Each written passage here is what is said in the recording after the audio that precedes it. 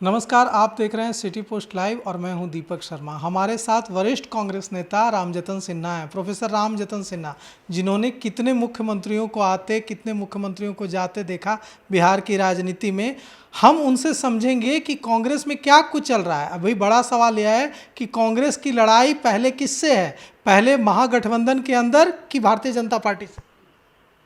ये प्रश्न आपने सही पूछा है और ये स्वाभाविक उसका उत्तर है कि कांग्रेस की सबसे बड़ी लड़ाई जो है, चुनौती जो है, वह भाजपा से है। भाजपा से किसी भी कीमत पर सैद्धांतिक रूप से और व्यवहारिक रूप से कांग्रेस समझौता नहीं कर सकती, इसके नेता राहुल गांधी नहीं कर सकते। तो महागठबंधन के अंदर जो भी खबरें आ रही हैं, उन सारे खबरों से हम लोग सहमत नहीं हैं। तो आज के डेट में अब वो समय नहीं रह गया सोचने का कि हम चुनाव अकेले लड़ेंगे या महागठबंधन में लड़ेंगे। हम महागठबंधन का नेता हैं। बिहार में हो सकता है कि राजद बड़ी पार्टी हो, लेकिन महागठबंधन के नेता तो राहुल गांधी ही हैं, सर्वमान्य नेता देश के वही हैं। तो अब यह समय और इस ढंग का दुविधाजनक स्थिति हर हालत में भाजपा को फायदा पहुंचाने वाला है। और अब स्थिति बिल्कुल स्पष्ट करनी है। यदि हमको इंडिपेंडेंट लड़ना था कांग्रेस को, तो वह समय आज के 4 साल पहले था। आज के तिथि में दुविधाग्रस्त होकर के कोई आदमी चुनाव के मैदान में नहीं जा सकता। अब अखिलेश प्रसाद सिंह जी के बारे में बात आती है, तो जब आप चुनाव के मैदान में जाते हैं तो उस समय सेनापति को नहीं बदल सकते। दूसरा है कि सेनापति को आप भेज दीजिए बॉर्डर पर और उसको सेना देवे नहीं करिएगा, तो बिना सेना के सेनापति अकेले जंग नहीं जीत सकता है। तो अभी 4-5 महीने से वहाँ पेंडिंग है लिस्ट स्टेट का बॉडी का, और ये केवल अखिलेश सिंह जी के ज़माने में नहीं है। पिछले 4 साल मदन मोहन झा रहे, फिर ये 2 साल होने वाला है, तो 6 साल से कोई बॉडी नहीं है। तो इससे तो इसको तो हम लोग को गंभीरता से लेना पड़ेगा। अब प्रभारी हैं या अध्यक्ष हैं, तो वो दोनों जो हैं, यदि हर ज़िले में जाएंगे तो यहाँ एडमिनिस्ट्रेटिव ज़िला 38 है और ऑर्गेनाइजेशनल ज़िला जो है वह 40 है। तो 40 ज़िला जाने में 40 दिन लग जाएगा। लेकिन हमारे पास संगठन होता, वाइस प्रेसिडेंट होते, जनरल सेक्रेटरी होते, तो हर ज़िले में एक को वहाँ प्रतिनियुक्त किया जा सकता था। वो प्रखंड बना देते और तब विधिवत काम चलने लगता।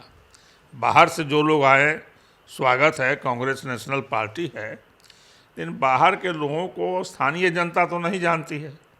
इसलिए जो स्थानीय नेतृत्व है उसको सक्रियता से इन्वॉल्व करना चाहिए। और जो मेरी सुनी हुई जानकारी है, राहुल जी ने कहा भी है कि शीर्ष नेतृत्व को, स्टेट लीडरशिप को इसमें इन्वॉल्व करना चाहिए। हम समझते हैं कि उसमें कुछ कमी है। जो भी रणनीति हो, जो भी डायरेक्शन हो, राहुल जी का ऐसा डायरेक्शन होगा हम नहीं समझते हैं। जो 18 तारीख को आए तो मीटिंग जो हुई सदाकत आश्रम में, बहुत अच्छी मीटिंग हुई और काफ़ी उस मीटिंग से वो प्रसन्न भी थे। 2 दिन के बाद फिर एक मीटिंग हुई तो उसमें 200-250 लोग ही थे, 200-250 लोग ही थे। और मातम पोसी में जब गए शकीन अहमद खान CLP लीडर के यहाँ, तो उनको 1.5 घंटा वहाँ बैठे रहे और फिर जब स्टेट इन्वॉल्व हुआ तभी वो हॉल जा कर के भरा। तो राहुल जी को सारी बातें मालूम है कि कौन क्या डिलीवर कर सकता है। अब किस परिस्थिति में वहाँ पेंडिंग है ये हम नहीं कह सकते। तो अभी 16 मार्च से बेतिहरवा से पटना तक एक यात्रा निकलने वाली है, जिसमें NSUI के प्रभारी, राष्ट्रीय प्रभारी कन्हैया कुमार उसको लीड करेंगे। तो उस यात्रा से कितना फ़ायदा मिलेगा, क्योंकि कन्हैया कुमार तो बिहार की राजनीति में पिछले कई सालों से एक्टिव नहीं है। तो उनकी जो ये यात्रा निकलने जा रही है, जो 400-500 किलोमीटर जाएगी और 24 दिनों की यात्रा होगी, इससे कांग्रेस पार्टी को चुनाव में कितना फ़ायदा होगा? देखिए, किसी भी यात्रा से फ़ायदा नहीं हो तो घाटा तो नहीं होगा। फ़ायदा किस हद तक होगा यह भविष्य के गर्त में है। अभी हम और आप सब बैठे हैं, इस सड़क किनारे से कौन आ रहा है कौन जा रहा है उसको तो ना हम चिंते हैं ना आप चिंते हैं। तो सड़क पकड़ के कोई अनजान आदमी आएगा, अजनबी आदमी, उसका लोकल आदमी से कैसे जुड़ा होगा जब स्टेट का जाना माना लीडर नहीं होगा, जिसका चेहरा परिचित हो। तो दोनों को मिला के चलना होगा। तो क्या ऐसा लग रहा है कि ये जो पूरी यात्रा है इसमें जो प्रदेश कांग्रेस कमेटी है इसको भी इन्वॉल्व किया जाना चाहिए?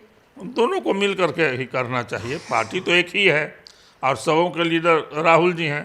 राहुल जी सर्वमान लीडर है, उस पर तो कहीं कोई क्वेश्चन विवाद, किसी के मन में कोई भ्रांति नहीं है।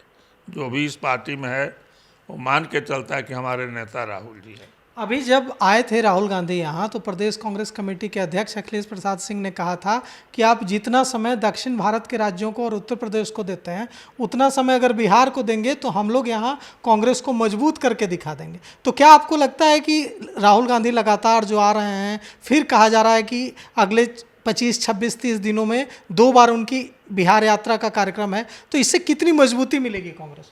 इसमें कोई शक नहीं कि कांग्रेस का वोट बढ़ेगा बिहार में राहुल गांधी के विजिट के बाद। लेकिन जो वोट बढ़ेगा उस वोट को बूथ तक ले जाने में, उसको वोटर मोबिलाइज करने में के लिए तो लोकल लीडरशिप चाहिए। लोकल जो संगठनात्मक ढांचा है वो होना चाहिए। वो तो स्टेट लीडरशिप ही करेगा।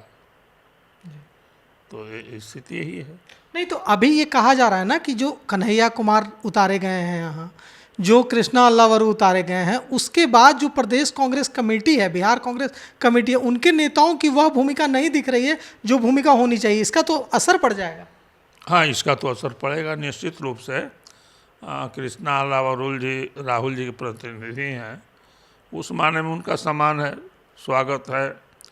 कन्हैया जी का भी स्वागत है।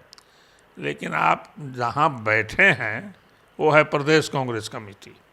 तो प्रदेश कांग्रेस कमेटी और ये दोनों अलग अलग दिखेंगे तो ये कभी भी कांग्रेस के हित में नहीं होगा। दोनों को एक साथ दिखना चाहिए और हम समझते हैं कि इसका हाईकमान निराकरण करेगा। राष्ट्रीय जनता दल में बहुत नाराजगी है कन्हैया कुमार को बिहार भेजने से जाने से। कहा जा रहा है कि तेजस्वी यादव असहज महसूस कर रहा है। अब ये सुनने में आता है, लेकिन बहुत नाराज़गी होने की बात तो है नहीं। जो भी अलायंस होगा वो राहुल जी के सहमति से होगा। तो इसलिए किसी को चिंता न कांग्रेस को करनी चाहिए और न तेजस्वी जी या राजद को करनी चाहिए। आपको लगता है कि अलायंस हो जाएगा? क्योंकि संकेत दे रहा है राष्ट्रीय जनता दल कि 50 से ज़्यादा इस बार सीटें नहीं देंगे। अब ये तो नहीं बोले हैं। जब जो संयुक्त विधायक दल की बैठक हुई उसमें उन्होंने कहा कि पिछले साल हम 140 लड़े थे, इस बार उससे ज़्यादा नहीं 2-4 कम हो सकता है। तो उसके बाद भी 100 सीटें बचती हैं। तो 100 सीटें में बिहार में राजद से बड़ा नहीं है, लेकिन उसके बाद महागठबंधन में सबसे बड़ी पार्टी है कांग्रेस और राष्ट्रीय पार्टी है। तो इसको कोई इग्नोर नहीं करेगा। और केवल नंबर ऑफ सीट्स ही नहीं है, महत्वपूर्ण है कि विनेबिलिटी ऑफ सीट्स। अब कोई जो चुनाव अभी जीता है वो 500 से जीत गया और दूसरा 500 से हार गया। तो जो 500 से हारा उसको 1000 वोट बढ़ना आसान है, लेकिन 500 से जो जीता है वो तो और नीचे की ओर जाएगा। तो ऐसी सीटें कांग्रेस को लेना चाहिए। तो और जहाँ राजद भी नहीं है जीता हुआ, वो सीट पर कांग्रेस दावा कर सकती है। हम समझते हैं कि राजद भी उसको कंसीड करेगा। केवल सीट की संख्या पर नहीं होगा, लेकिन इसका मतलब ये नहीं है कि सीट की संख्या का महत्व नहीं है। सीट भी हम लोग 50 से ऊपर लड़ेंगे और विनेबल सीट जो है जीतने लायक। अब जैसे पटना के सीटों को आप देखिए, पटना को जो भी सीटें हैं पिछले 30 साल में जदयू भाजपा जदयू राजद कोई नहीं जीता है। तो ऐसे सीटों को लेने से क्या फ़ायदा है? कोई फ़ायदा नहीं। कांग्रेस सर्वे करा रही है, कहा जा रहा है कि 3 कंपनियां कांग्रेस की यहाँ बिहार में काम कर रही हैं 100 सीटों पर। जो चुनावी रणनीति बनाती हैं कंपनियां, वैसी 3 कंपनियां कांग्रेस की 100 सीटों पर सर्वे कर रही हैं। आजकल ऐसा इस्तेमाल न केवल पॉलिटिकल पार्टी करती है, कैंडिडेट तक करते हैं। कैंडिडेट भी इस्तेमाल करते हैं, पॉलिटिकल पार्टियां भी करती है। और आप देखेंगे कि विभिन्न जो मीडिया के भी संगठन है वह भी इसका एनालिसिस करते हैं। वह तो होता ही रहेगा, साइड बाय साइड, उसमें कोई कंट्राडिक्शन नहीं। तो सुना आपने प्रोफेसर रामजतन सिन्हा को, इन्होंने कहा है कि हमें सीटों की संख्या से ज़्यादा इसका ध्यान रखना है कांग्रेस को कि उन सीटों पर जीतने की प्रोबेबिलिटी, संभावना कितनी है। हमें वैसी सीटें चाहिए जिन पर अगर हम पूरा दम दिखाएं तो हम अपनी जीत सुनिश्चित कर पाएं।